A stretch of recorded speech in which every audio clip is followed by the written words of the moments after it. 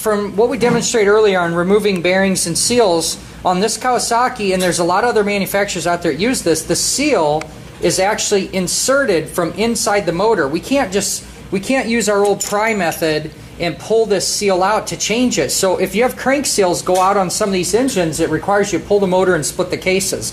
Let me flip this over and take a look at how the bearing is obviously in the way of that seal as well. So typically what we're going to do is with it being this much work, we're going to replace them both. But I just wanted to demonstrate a couple different ways that we can do this. In the last video, you guys saw where we used some type of driver, we heated it up, and we drove both of them out. The seal is not touching that bearing, okay? It's just riding next to it. If the seal were touching the bearing, it'd be too deep, okay? So when I crush this metal against the bearing, ultimately it will hit the bearing and then push it out. But I'm going to show you, just as a way to start to use some of our other tools here. Do you see here, you guys got in your tool kits, I believe you got something like this. Yep. Does that look right? Okay. This is a great starting kit. It's got some chisels, some punches or whatnot. As you really start to move into being doing more mechanical jobs, here's more what I call a master kit from Snap-on here. And one of the things that this comes with, you can buy this separately. This thing is going to be your best friend. This is a holder, so you don't have to smack your hand.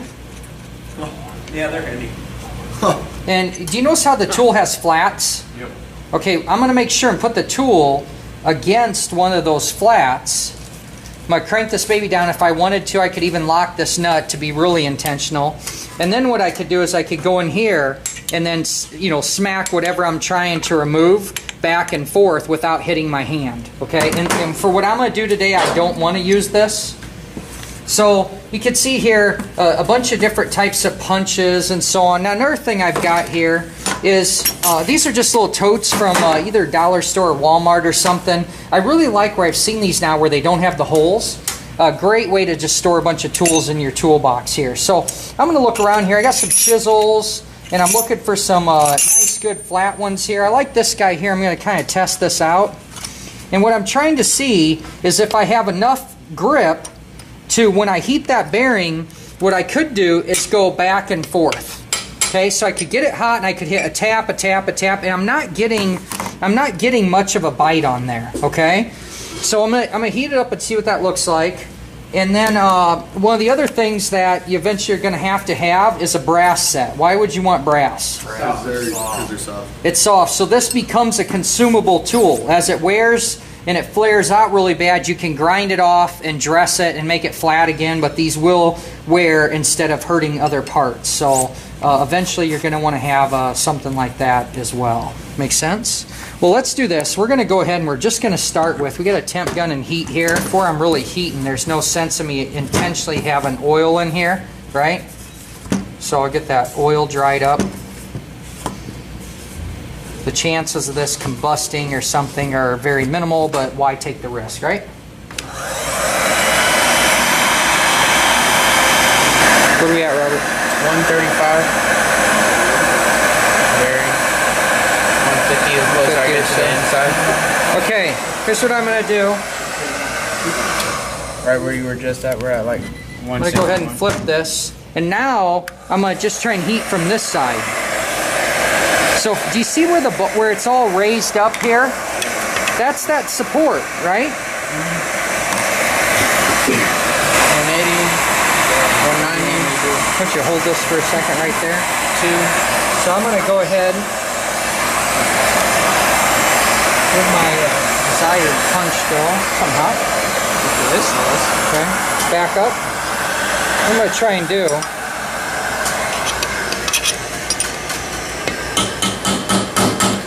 is trying to go back and forth. I'm just not getting enough of a bite. Sorry. Push, ready? Yep. Now I'm going to switch corners here. So I'm picking different spots. Okay, I'm just going to see if it's moved. Does it look like it raised up at all or not? Yeah. Did it? A little bit? Yeah, Because it was flush. Well, if I'm unsure, do you see how I'm hitting? Yeah. So it did move a little bit. Does that make sense? Yeah. Okay, so that's how you do a a back and forth method. Let's see if we can't just drive this out. Can I get you to shove that against me nice and hard here?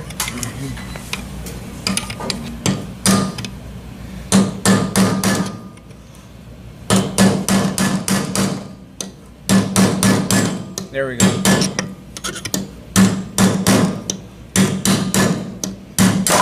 Okay, that's a different way of doing it. Does it make sense? Yeah. Do you guys understand or agree that this is a less desirable way of doing it? Yeah. Okay, the reason we were doing this for our lab is I wanted to be able to paint a picture of how this seal is installed in here.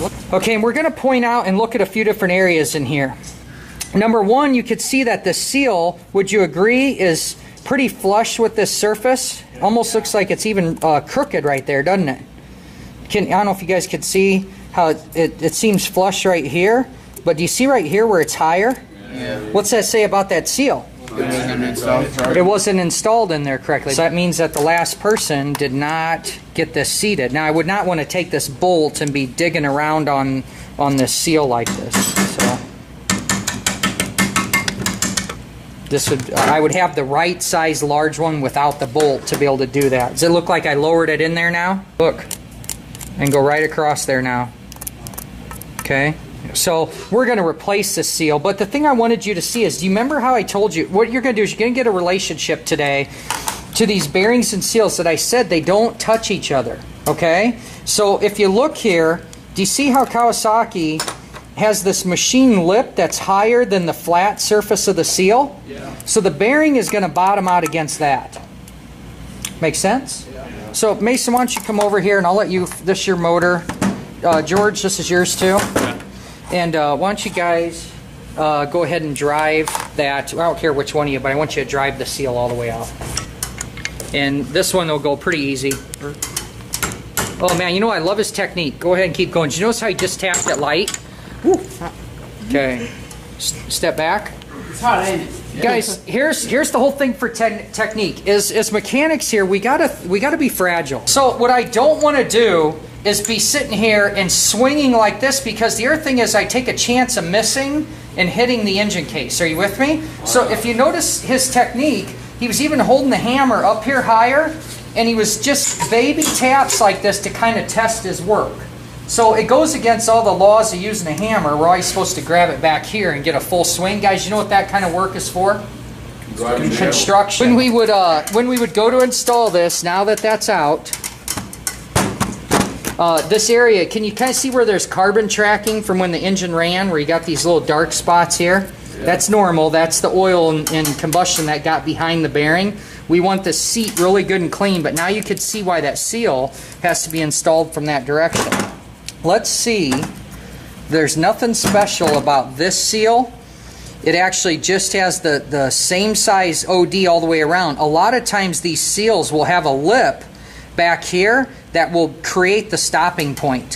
So it'll have a raised lip machined into it. Does that make sense? Okay. Now here's the difficulty installing this seal. You notice here that we need to really drive on the outside of this. Okay? So we don't want that bolt in there. And do you notice how in the installation of this we're going to need a wider tool? Yeah. And we're really going to want a much wider one, but it can't be wider than the ring where the bearing's going to sit in this case, or we won't get it seated all the way. I'm going to tell you right now, do not, as you build your skill sets, don't be this technician. So as I just kind of, remember I said you always just start these by hand? Okay? So this guy, don't be this technician that's going in here and trying to punch these in with a punch. You need good bearing and seal and installation tools. I don't even care if you think, well, Shane, then I'm just going to switch to this. As I sit and try and tap this in, and I'm not hitting any surface that would be a problem, but what may I slip and hit? How about that spring? Or poke a hole in it because I swing too hard or something. It's just not the right way to do it. You're going to see plenty of videos and people that use punches to put them in, and we'd rather use the right tools to get those inserted properly. Okay, we're going to set this aside, and I'm going to show a couple other seal problems that are installed incorrectly. Can you give me that case, Chris, right behind you? So this is pretty cool, because when we looked at this, and there's a service manual right there, when we first looked at this seal, How many people think the seal's in backwards? Me. Look at where the spring is. Yeah. The spring usually resides on the oil side. Remember that video we watched today? Yeah. And there's two applications where you might see a spring on the outside. This one here, which I was surprised. I thought it was in backwards. And we went and questioned the manual. We wanted to try and figure out, hey, what do they say? And suspension. A lot of the time on fork seals, you're going to see that spring. But what you need to know about a fork seal is there's two springs. There's one above and one below. The top spring on a set of forks is trying to keep the bug guts and the dirt and the stuff out, and the bottom one is trying to seal the oil in. Okay, so we have a dual spring. So we got to looking at this, and then let's go ahead and flip it around and look at the back side. As we look at the back, now doesn't that look like a normal oil seal? Yeah. Okay, so it looks backwards, right? I'm going to set this case up just like this. You could see half of the reed here and that this is the right case. Okay, the left case that we don't have would have the other side. So if you just look at the shape of this, this is the right crankcase cover. And what I want you to see here is in the service manual, we're under the transmission crankshaft. Look at what they show. This is the left and right crankcases, and notice where it says outside. Okay, look at the cutaway, and do you see where the spring is? And do you see where the oil lip is? Okay. That seal is installed the correct way. And if you look at the left crank seal, do you see how it's more of a traditional way? Yeah. Okay, so you know what, we always say this all the time, we got to be really careful not to say always or never. We can't use those qualifiers because we're going to get ourselves into trouble. I'm going to bet you this, I'm really curious if the aftermarket service manual would spell this out in that much detail. I really don't know. While we're looking at this manual, this is another specialty tool that is an adjustable seal puller. Do you see how you can adjust how wide the seal is and then pop it out? Yeah. Oh, that's pretty cool. Pretty neat seal puller there. So just an adjustable. So this bottom one is the base. It's actually on the outside of the case, and it's going to grab the lip on that, and you're just going to use leverage and pop it out. Okay. Well, I want to show one more case. Where's the YZ case? We've got a cool opportunity today. It's funny how this stuff happens at the right time, but I'm going to make sure and get photos of this one too to put in our curriculum. Can you actually see where the seal was driven so far in it hit the bearing? Look at how we're missing parts of the seal and the springs actually exposed. There's two other things that I see that get us into a lot of trouble. Do you see all the silicone around the top here? Yeah.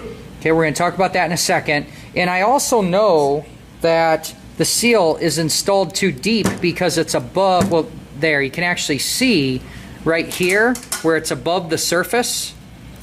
Can see that? You can actually see how high it is there, right? Now here's proof, and this is kind of cool here. Sean did a good job of, Sean and Chris, right, are working on this one. These guys did a really good job of noticing some stuff and came and got me. What did we say about most all oil seals? When they're installed, they should be flush. Look how deep that is. And you see that machined surface. Well, so the technician working on us probably just didn't know better, because look what they did on the transmission seal too. So do you see how that one's kissed the bearing? So what do we know about that seal? Well, here's the thing too. If that seal's damaged, what did it let into the motor? Dirt. So that bearing got, definitely some dirt. We definitely want to check that out. But I'm going to take some photos of this and definitely get them put in. Another thing I could see, and this just might have been from removal, but go ahead and look at the shift shaft. Do you see how it's crooked? You can actually see how it's lower here and higher here. Okay, so that's not going to do a very good job of sealing, is it? Okay, all right. Well, those are some different examples of oil seals and how they need to be installed. You can't trust the last person on when you look at something, go, well, I took it apart that way, so that's how it has to go back together. Guys, though, there are seals, just so we're clear, that they are recessed in there, and I've seen those a fair amount of times on wheels, on motorcycle wheels, where it has a collar or spacer and it needs something to go to basically ride in that groove a little bit to kind of center it. And I have seen those recessed in, but it's about the only thing I can think of on an engine that ever has a recessed seal.